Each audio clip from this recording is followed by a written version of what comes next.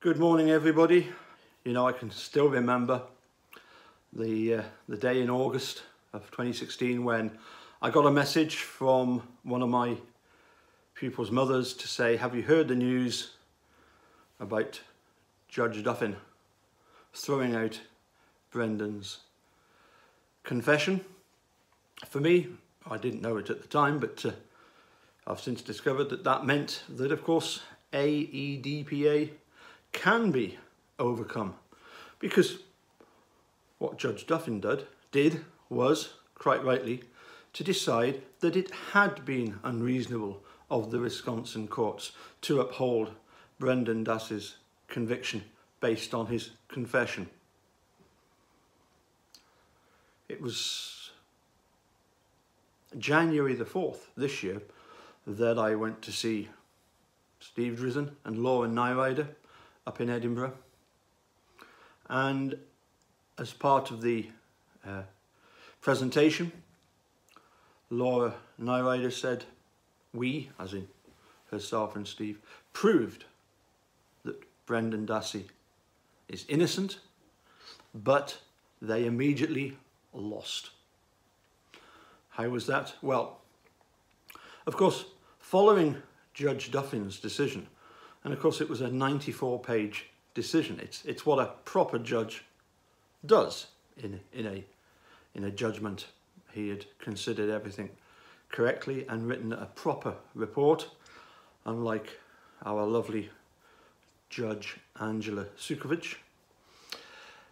Brad Schimmel decided to appeal, of course, to the 7th Circuit Court, where once again Brendan won.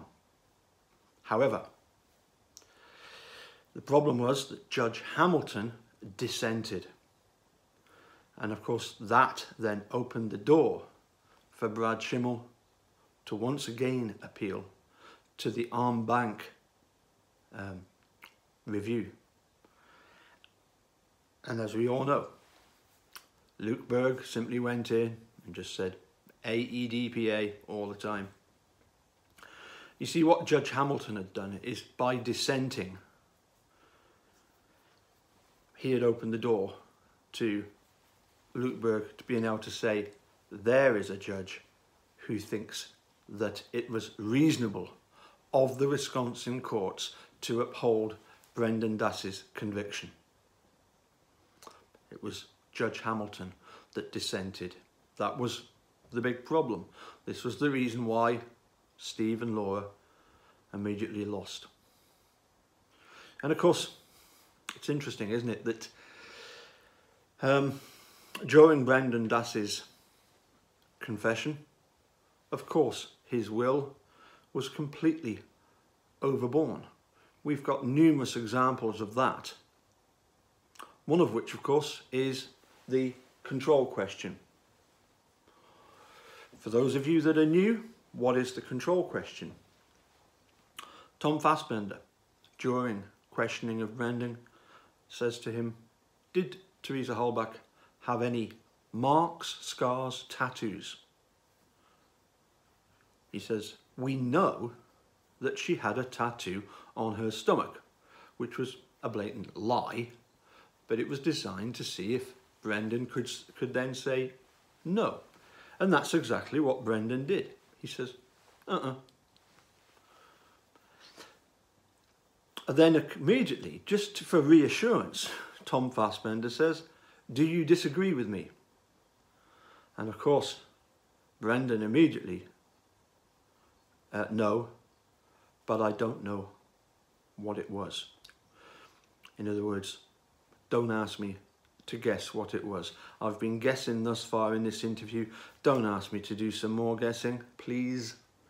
I didn't see it. The control question proves how malleable, if you like, Brendan was to agree with everything that Fassbender and Wiegert put to him, to agree to everything, to acquiesce to everything. Almost safe in the knowledge that he knew he was not in trouble. He knew he wasn't in trouble because he knew that he would be going back to school to hand in his project. He'd been given numerous reassurances of that. And also he had trust in them that they would go away, they would check and see and find out exactly what had happened, and they would come back to him and say, "You're fine, off you go." Of course that didn't happen. But you can understand where Brendan was coming from. They tried to get other people to come up with a story against Steve, and had failed. Brendan was a very, very easy target for them. You almost wonder, they could maybe have gone for him sooner. Maybe they had a little bit of scruples, but in the end, it got to the stage where Jody won't speak to us anymore. We'll go and get Brendan. The thing about the control question is that it's something that Tom Fassbender quotes as being an example of Brendan Dassey being able to resist the idea of things being put in their head, in his head, where in actual fact it proves the complete opposite.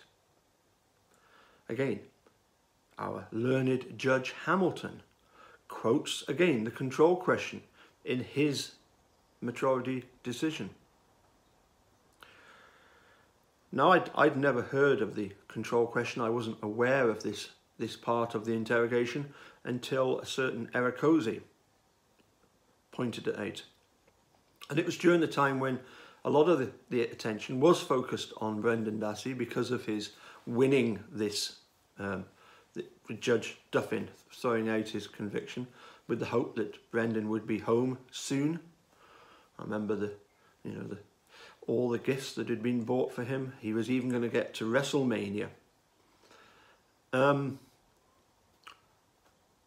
Erakozy quoted it every video that he did, to the extent where I'd done a couple of chats with him where I'd actually said, "You couldn't go through this business of the control question again with me, could you?" Then, rather mischievously, I must admit, I mentioned to Mark Hoddenett, when you do a chat, just mention the control question and watch Erakozy come to life, which he always does, and quite rightly so. So it was somewhat mischievously, as I say, that I suggested to Mark that he ask Erakozy about the control question. We then decided we must do a t-shirt for him. And the dark blue one was obviously one of the 6 that I had done. We threw ideas back and forward as to what it should say, and eventually obviously Mark nailed it with "Ask me about the control question," and then we put the copyright Erakozy 2018 on the bottom, so that Erakozy owns the control question. The day that I got them back from the printers, I apologise, Erakozy. It was again rather cruel and mischievous of me to say to you that I'm hoping to go and pick them up just before the printers shut at 5 o'clock, and I then said, but I won't be able to show you them until I've shown Mark. Out of respect for Mark, better let him see them first. And of course he's in Australia, so I'll have to wait till the morning till he wakes up. To which Erakozy immediately gets back to me, no, Paul, it's okay. Mark is in Europe. He's in the same time zone as you. Show it to him. It was a total wind up. But anyway, it was all for a good cause. I then did about 3 videos before I finally presented the control question t-shirt on video. And I think Erakozy, it was a mixture of relief and great pleasure. Relief that it had nothing to do with our ongoing Captain Crunch debate, that it was not just an acceptable t-shirt, but it was a very good design as far as he was concerned. So much so that he decided to take the step further and decided that he would get his own t-shirts done with the hashtag Brendan Dassey. That involved quite a lot of trial and tribulation in sorting out the printer in Manitowoc, whom we affectionately refer to as Rip Van Winkle. But in fairness, the guy has helped the Avery Salvage Yard with some pretty big checks recently. And the good news about having the hashtag Brendan Dassey is that for every t-shirt, all of the profit, Eric Ozee doesn't make a penny himself. He pays for the shirts, what he gets back covers the cost of the shirt, plus the profit goes to Brendan Dassey, goes straight to Barb Taddick for Brendan. I think it's an excellent cause. Obviously, I'm looking forward to seeing some people down under with their Control Question t-shirts. We also have, as some of you will be aware, a war cry, for want of a better word. You just have to listen to Werewolves of London. So when we're across there, please, when you introduce yourself to Eric Ozee, Eric Ozee, could you tell me about the Control Question? I need to know about this Control Question. Because, as I say, he's... It's funny how we're talking about Manitowoc owning up to what they've done, to man up, to own their mistakes. For me, Eric Ozee has owned the Control Question and explained exactly what it's all about. Incredibly, it's the failure, I suggest deliberate abuse of the Control Question to make it seem as if it's something completely different to what it was. The bottom line was, Tom Fassbender, if you'd have said to Brendan, did you see that tattoo on her stomach? And he said, no, and Brendan had said no. If you'd have stopped there, then you would have notched up a little W. But you didn't. You asked him, do you disagree with me? To which Brendan immediately acquiesced and then said, but I don't know what it was. He was just about he realised immediately he was about to be asked, so you did see the tattoo. What was it a tattoo of?